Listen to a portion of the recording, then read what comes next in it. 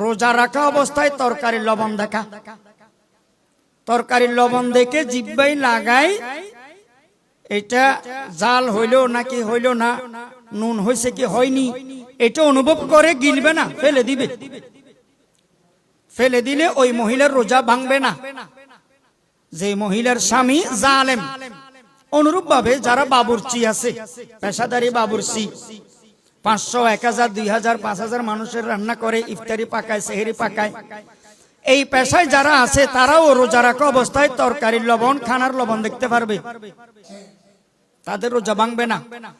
তবে খাবারের লবণ জিহ্বায় লাগায় এটা গিলে ফেলবে না বাহিরে ফেলে দিবে, বাহিরে ফেলে দিবে, এটা মনে রাখবেন।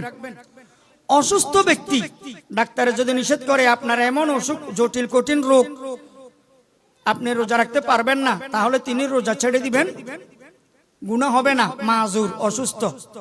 রমজান মাসের পরে এই রোজাগুলো অবশ্যই কাজা দিবে। মুসাফির ব্যক্তি 48 মাইল দূরে 15 দিনের নিচে যিনি সফরে গেছেন, ভ্রমণে গেছেন, তিনি মুসাফির। তিনি যদি নগদে নগদে রোজাগুলো রেখে দেন, ভালো, নুরুন আলা নূর, পরে আর কাজা দিতে হবে না রমজানের পরে।